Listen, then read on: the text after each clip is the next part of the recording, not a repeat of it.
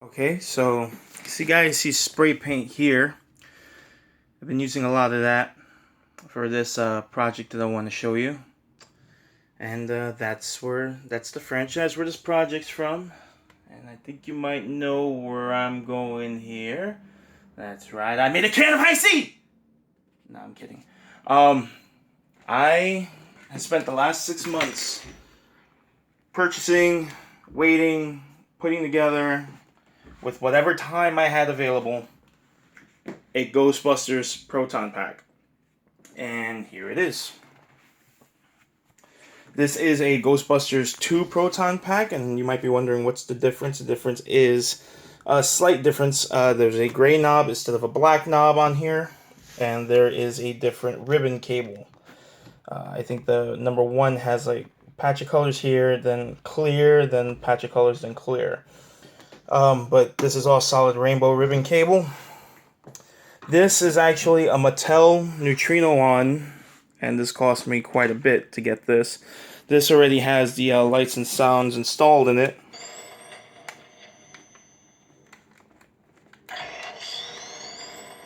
So I don't have to go crazy installing sounds into the pack.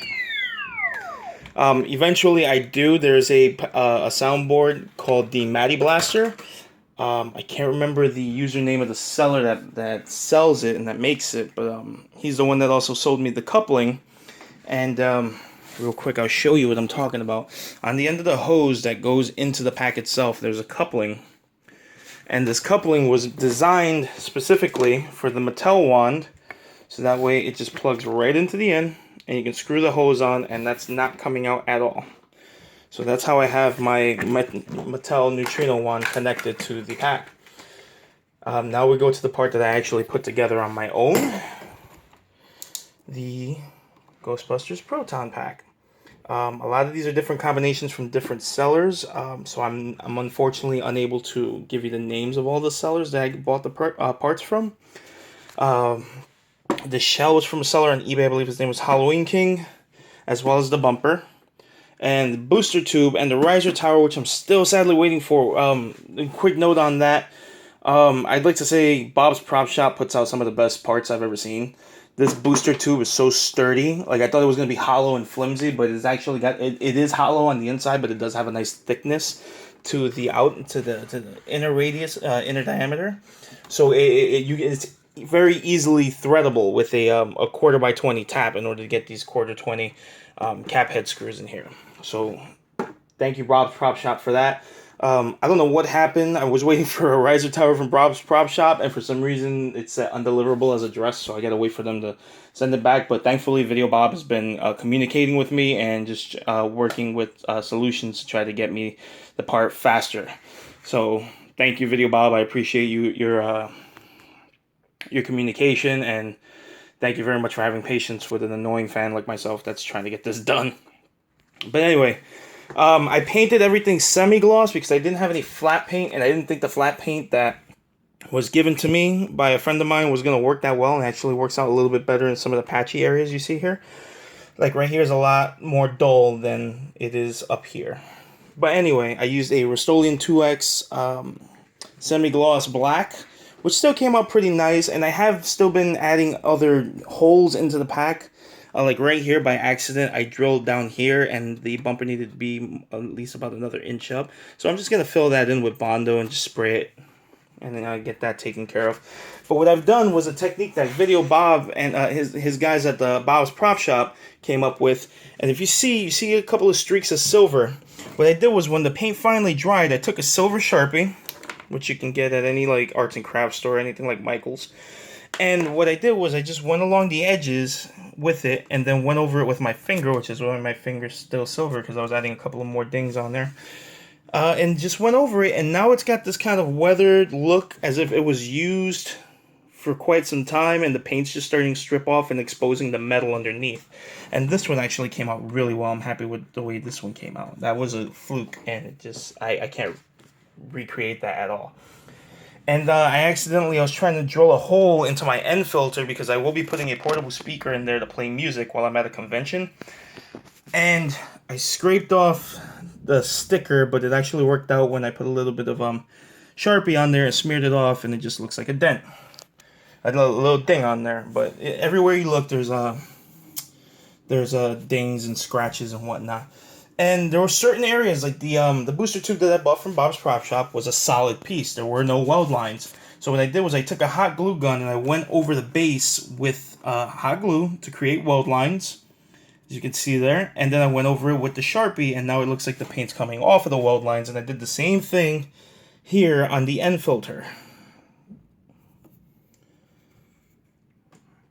The shock mount I bought, and it was clean, and now the paint is kind of like scraping off a little because it's rubbing against the black.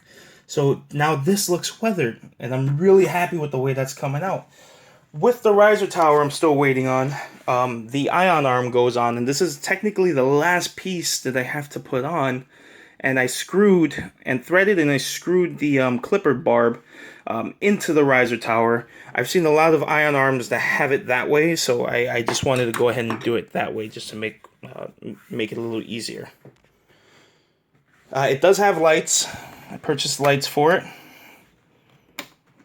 Very bright LEDs in the power cell. Cyclotron, not as much, but you know what? The Cyclotron was always like the more duller of the light setup on the Proton Pack itself. So I'm really happy with the way that came out as well. And these lenses I bought were awesome as well. One cool thing about my pack is that everything is legitimate. I have Legree elbows, which were used in the film, and I also have actual... It's going to be hard to see the engraving in the piece there, but those are legitimate clippered fittings on there. And on top of that, I have a real clippered R701 pneumatic valve installed and mounted onto the pack. That's not resin cast. That's not a replica. That is a legitimate from Clippard's website, a legitimate pneumatic valve. Let me just screw that down a little bit more so it's a little more snug. There we go. So I'm really happy to have that. It says Clippard, Cincinnati. Yeah, R701, which from what I'm understanding, according to the research I've done, there's different combinations of Clippard valves. There's also a Clippard in the wand, but this came stock on this. This is plastic. But apparently a Clippard, let's see, I think this is an R501. Yes, R501. Apparently Peter and Ray both had a Clippard R501 in the gun and in the pack.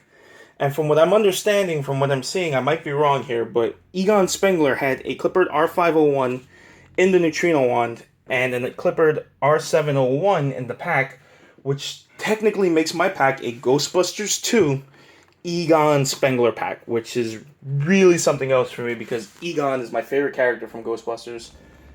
He was the smartest. He was a little dry in humor, but it was still hilariously funny to hear some of the things he said in my Ghostbusters Funko Pops. But yeah. So got all the weathering on there. It's mounted to an Alice pack. The reason why I'm not showing it standing up is because I actually took the screws out. Because I am waiting for the riser tower. There you see the 9-volt battery that powers the lights. I'm waiting for the riser tower to come in the mail, so that way once I get that installed, I can change the battery, and it'll be ready for New York Comic Con, which is next week, October 6th, next Thursday. Which today is today's the 27th, I believe, of September.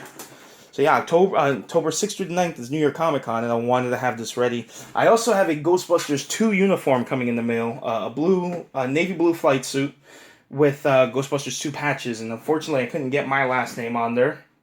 So I opted to get Egon Spengler's, and that will be a permanent mount to my suit. On the back, I also have the decals on the warning decal on the back of the motherboard, but I also added my own decal here with my cosplay name, which is NV1 Cosplay, so it says NV1 on the back. And I decided to incorporate the 90-degree angle flashlight from the video game onto the pack. I had to use a cable tie to kind of hold, to hook it onto. I wanted to give a quick shout out here to a buddy of mine, the most disgruntled Ghostbuster in the world, and the world's most okayest cosplayer, Johnny Ruckus Cosplay. Go ahead and follow him on Facebook, and I'm on NV1 Cosplay at Facebook.com. as well. So yeah, we're Ghostbusters. That's awesome. Over here, I have my khaki web belt.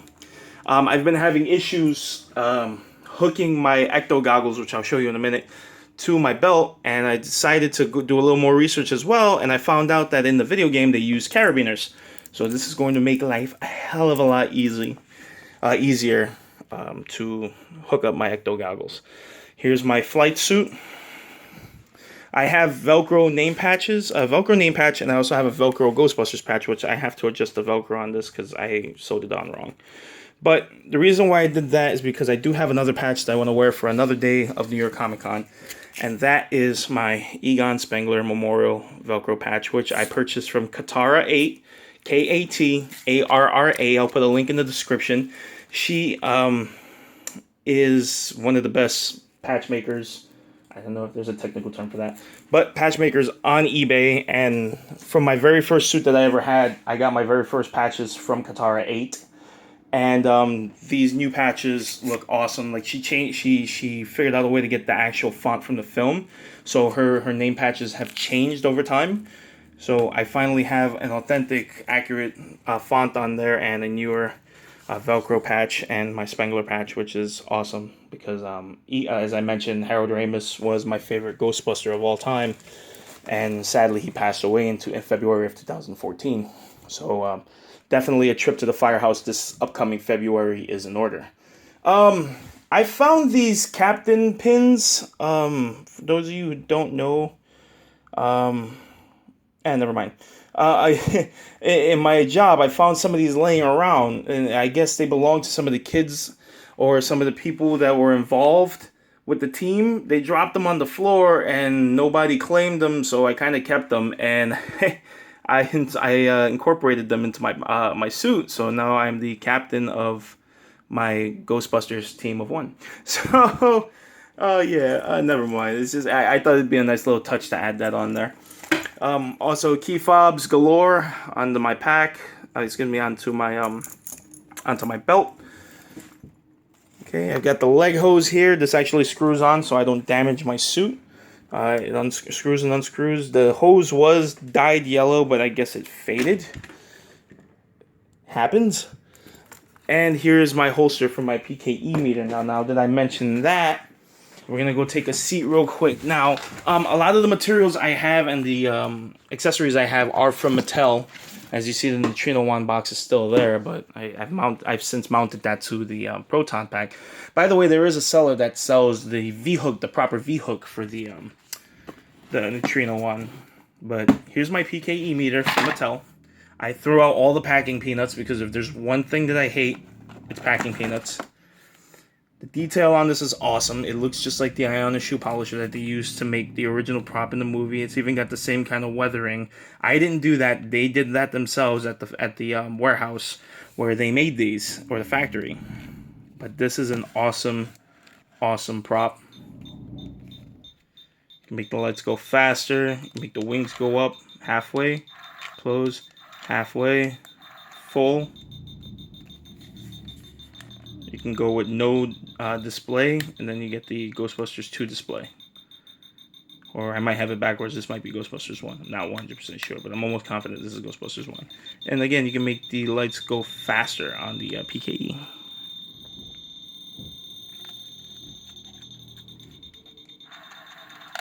So I thought it was crucial to have this. You know, I've always wanted to have the PKE meter on my suit and on my person at all time.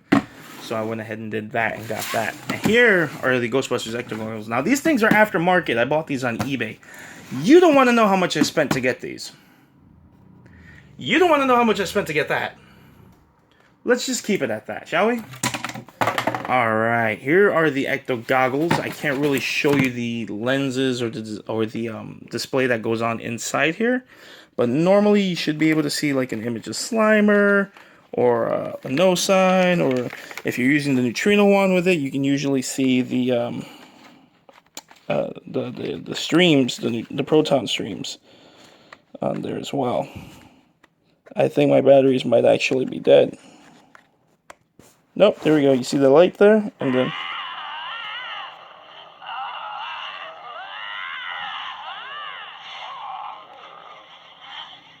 there goes Slimer. So you can play around with it, and you can get all different types of effects going on in there. Now, the stickers that came with this, I wasn't a big fan of. I didn't like them. They weren't screen accurate at all. So I went online and I found some. This is one of the stickers that came with it. And I found some that were foil. They were foil, and they were metal brushed. And some of them kind of scraped off, but that's okay because now they have that weather look as well. And they actually look pretty damn good.